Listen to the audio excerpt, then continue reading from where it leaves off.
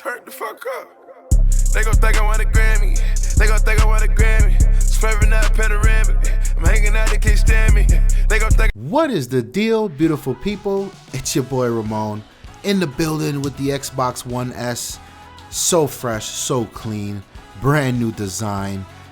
Let's give it up to Microsoft for this. I'm not a fan of redesigning and over designing and paying attention to design. These things are consoles. They go in an entertainment center somewhere, they get dust, and who cares? But a lot of you actually care about the design, and everyone thought the original Xbox looked like a DVR or a VCR, and in fact it did. It was huge, and I didn't really give a shit. It did what it needed to do. But Microsoft, with this mid-cycle iteration, they actually went back and said, let's give some TLC to the design. So this is what they came with. It's a much smaller and lighter package, 40% smaller and about almost a pound and a half lighter. Don't know why this matters unless you're planning to like lug your Xbox around on a daily basis, but whatever. There you have it. It's got this this ported design all over with a mix of matte and the ported designs. And of course, with those ported designs, you can now see just how open the case is. So this thing is breathing from all angles. And that was one of the concerns that I had. If you make it smaller, is overheated not an issue? But man, this thing's got fans. It's got one large fan at the top. You can see the outprint for the fan, and it's got the holes on the side and the back. So it should be fine in terms of breathability. Toward the front, you see it's got an IR blaster now, and that IR blaster is something that is going to replace your Kinect. And I know that sounds crazy, right? Microsoft was pushing the Kinect so hard, and I was a believer, and then things just changed, both on the software and hardware side. Now, for me personally, the reason I use my Kinect still is to turn on my tuner, because I have an AV tuner. It turns on my TV and the Xbox all with one voice command. That's paramount to me. And when I say turn off, it does the same thing. Now, with the absence of the Kinect here, you still have that ability. If you just turn on the controller, it turns on the Xbox. That IR blaster will also control your receiver or your cable box if you're using your Xbox for that, and your TV. So it's dope to see it there. They moved the pairing button for the controllers from the left side to the front, and then you see the I guess the front grille is just a little different overall. Nothing crazy. It's a pretty big button there, so it's not a capacitive button for ejecting disc, whatever. Toward the back, you'll see the power cable, which is something we should talk about, because Microsoft moved the power brick into the console itself, which is something that I'm not a big fan of. And I told this story a few times, and I'll continue to tell it. So Jerry had a big mishap in his neighborhood where the electrical company didn't know what the hell they were doing, and they send these huge power surges through everyone's house. Pretty much literally the electricity was coming through the sockets, so everyone's electronics were fried out. Fridges, stoves, ovens, TVs, whatever. Ovens, I hope you don't plug your oven in. Whatever was plugged in was shorted out. The only thing that survived the onslaught was his Xbox 360, and that was thanks to the power brick. The power brick was able to stop it. Now, his PlayStation 3 at the time, which had the power brick included, that was gone for obvious reasons. So to me, I think the power brick is an added piece of security. It's something that's needed. And I hate to see it go to the wayside so that people can be like, no power brick. Yes. Because why? This thing sits behind your TV and you never see it. Why is it bothering you? Whatever. You got your HDMI out and in. Of course, you all know the Xbox can control your cable box, and you can use it as your cable box. So that's what that's about. Next to that, you have your two USB 3.0 ports. Then you've got your optical and your Ethernet. So yeah, the design looks very familiar, but it's got a quite tasteful update indeed. The meat and potatoes of the new Xbox One S is indeed the tweaks that were made to the hardware. Nothing groundbreaking. The clock speed's a little faster, and I think they said they did a little bit of work to the RAM, but The key features here, the point for them even giving attention to what the spec was to introduce 4K native, I should say native 4K media, and also HDR. So what does that mean? The original Xbox did support 4K, but it wasn't native. It was it had the ability to upscale to 4K. And here, right out the bat, this thing will play your 4K Blu-rays, and it'll stream from 4K capable services like Netflix in native resolution. That's a big deal.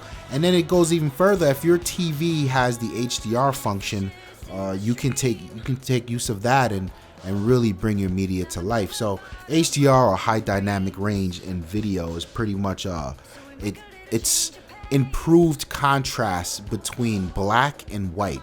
So you get a much larger color spectrum and things generally look more beautiful.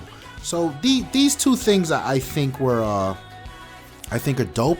I think in a world where the Blu-ray, a 4K Blu-ray, cost about $300, even more, I've seen them go for.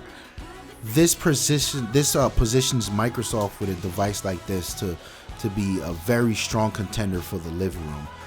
Because you can even still play games, and even some of the stuff that goes on in the Xbox, the Hulu, the Amazon, the Netflix, all that stuff it probably has more robust features than you would find on your 4K Blu-ray player. So that's a dope thing. Overall, I think this is a pretty good update to the original Xbox.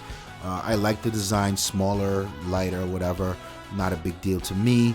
I like the addition to the 4K stuff. I don't have a 4K TV, so this is obviously not for me, and I damn sure don't have anything that supports HDR. I'm still running the plasma, baby, and I'm running that plasma as long as I can. God damn it, I love it. I see how Microsoft is locking out the Kinect, and I'm kind of sad about that. In fact, there's no Kinect port on this, if you notice. Microsoft said they'll be offering a dongle later on, a few months down the line, for those of you who buy the S and you still want to use your Kinect, so look out for that. And you know, it's not about gaming. This guy really isn't about gaming, and I know a lot of people have that I need the new and shiny feeling. If you already have an Xbox, stay where you are. I mean, but if you do have a 4K TV, if you have a television set that can take advantage of these newly introduced features, then yeah, then you can jump ship. If you don't have an Xbox, you're one of the PlayStation guys that's been saving your pennies to finally jump over, or for whatever reason you're now considering an Xbox, I think the Xbox One S is a great buy, and I think it's now's a good time to jump in, especially with the last 3 years under their belt. Microsoft's been making some really dope changes to the UI and the software. We see the inclusion of Cortana, where she gets these really intelligent polls. I think that's really dope. Hey Cortana, what is Max Skills playing? Max Skills is playing Battlefield 4 in the menus. Hey Cortana, what is the weather like right now? It's currently 82 and mostly clear. Hey Cortana, invite Max Skills to a party. Starting a party with Max Skills. If you're aware that the Xbox is the weaker of the two consoles on the market right now, then you may want to wait for the Project Scorpio. But either way, I mean, kudos for Microsoft for delivering a solid piece of hardware and giving people, what they've been asking for. The power brick, the size, and some even dope features as 4K becomes more of a thing. I hope you guys liked the review. Hit that like button if you did, helps us out a lot. Hit that subscribe button so you know when we have more videos available like this. My name is Ramon, and I'm out of here. Peace. Yeah, PlayStation 4 support, Uncle RZA speaking. How can I help you? Yes, sir. What do you mean you want your money back?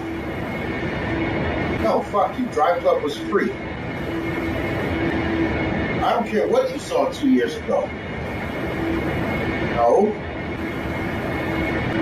Why would we put all the cars in a free game? Listen, let me tell you something about IGN. in their reviews. No game deserves a 1.5 out of 5. Spent good money, paid them, still did that shit. So don't call support talking about you want your money back and all type of bullshit about how the game wasn't even that good. So why'd you buy it in the first place, motherfucker? Sir, don't curse at me. I'm not cursing at you. Carry on, please. So you bought, hang on, sir, give me a second here, give me a second. So you bought this game because you saw a commercial on Channel 4 about a beautiful day to play together? What are you doing watching Channel 4 in the first place? What the fuck is on Channel 4 that you should be watching? Sir, you're not getting your money back. I can give you a hang on a second here. We got discount codes on that. That's the best I can do for you, sir. You want the fucking game or not? You know what? Go buy an Xbox. If you want to play games, buy an Xbox. Thank you. Have a nice day. Please remember, 10 out of 10 on the survey really helps us sell more than 25 million units. Thank you. All right. Have a good day. From the deep forest into the sun.